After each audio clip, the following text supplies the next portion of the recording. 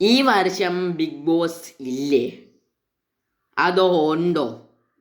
കുറേ യൂട്യൂബേഴ്സ് പറയുന്നുണ്ട് മാർച്ചിൽ തുടങ്ങത്തില്ല, ഏപ്രിൽ 6-ന് തുടങ്ങും, അല്ലെങ്കിൽ ഏപ്രിലിൽ തുടങ്ങും എന്ന് പറയുന്നുണ്ട്.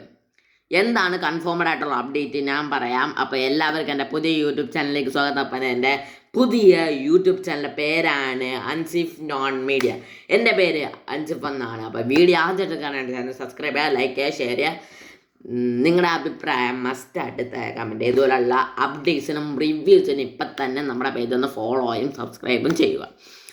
കുറേ അധികം അപ്ഡേറ്റ്സ് കിട്ടിയിട്ടുണ്ട്. കുറേ അധികം ഒന്നും പറയാൻ പറ്റത്തില്ല. ഈ ബിഗ് ബോസ് മലയാളം സീസൺ 7 കുറിച്ചുള്ള ഒരു അപ്ഡേറ്റ് ആണ്. അപ്പം ബിഗ് ബോസ് മലയാളം സീസൺ 7 കുറച്ച് ഡിലേ ആകുന്നു എന്ന് വരും എന്നുള്ള അപ്ഡേറ്റ് എല്ലാം ഞാൻ പറയാം. ബിഗ് ബോസ് മലയാളം സീസൺ 7 ഏപ്രിലോ മെയ്യിലോ കൺഫേംഡ് ആയിട്ട് തുടങ്ങും. പക്ഷേ അവിടെ തുടങ്ങിയില്ലെങ്കിൽ അടുത്ത വീഡിയോ ഞാൻ പറയാം. അത് എപ്പോഴാണെന്ന് എനിക്ക് കൺഫേംഡ് ആയിട്ട് കിട്ടും. പക്ഷേ ഇത് എനിക്ക് ഇപ്പോൾ കിട്ടുന്നുണ്ട് കൺഫേംഡ് ആയിട്ടാണ്. ഏപ്രിലോ മെയ്യിലോ എന്തായാലും തുടങ്ങും. പക്ഷേ ലോഗ വന്നിട്ടില്ല. ജാനുവരിയിൽ ലോഗ വരുന്നതാണ്. പക്ഷേ ലോഗ വന്നില്ല. അതും കൂടെ ഉദ്ദേശിച്ചാണ് ഏപ്രിലാണെന്നാണ് പറഞ്ഞിരിക്കുന്നത്. എനിക്ക് അറിയാൻ കഴിഞ്ഞത് ഏപ്രിലോ മെയ്യിലോ എന്തായാലും തുടങ്ങും ബിഗ് ബോസ് മലയാളം സീസൺ 7. അഥവാ തുടങ്ങിയില്ലെങ്കിൽ അതിൻ്റെ ആ ഒരു സമയത്താകുമ്പം അതിന് അനുസരിച്ചുള്ള അപ്ഡേറ്റ്സ് കിട്ടുമല്ലോ. ഓക്കെ, അപ്പം ഇന്നത്തെ കാര്യം എന്താണെന്ന് വെച്ചാൽ നമുക്ക് എന്താണ് ഡിലേ ആവാൻ കാര്യം എന്ന് വെച്ചാൽ മോഹൻലാലിനെ കുറച്ച് സിനിമയെ കുറിച്ചുള്ള കുറച്ച് കാര്യങ്ങളെക്കുറിച്ച് തന്നെയാണ്. മോഹൻലാലിൻ്റെ സിനിമയെ കുറിച്ച് കുറച്ച് കാര്യങ്ങൾ തന്നെയാണ് ഇത്രയും ഡിലേ ആവാൻ കാര്യം.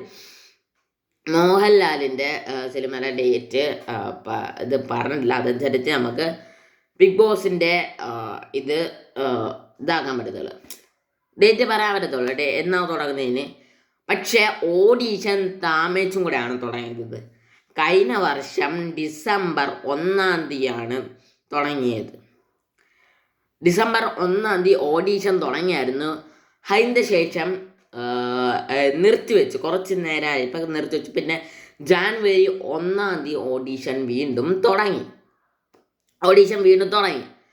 അതിൻ്റെ ശേഷം 300 പേരെ വിളിക്കാൻ പ്ലാൻ ഉണ്ട്.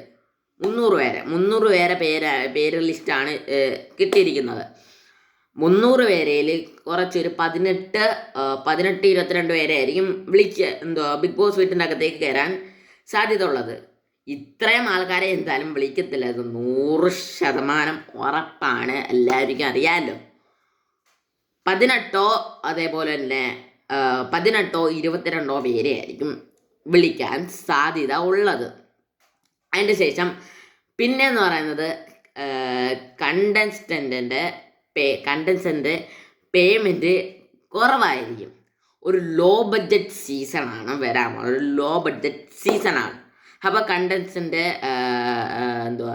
പൈസ കൊടുക്കുന്നത് ചിലവ് കുറവായിരിക്കും. അതുകൊണ്ടാണ് ലോ ബഡ്ജറ്റ് സീസൺ എന്ന് പറയുന്നത്.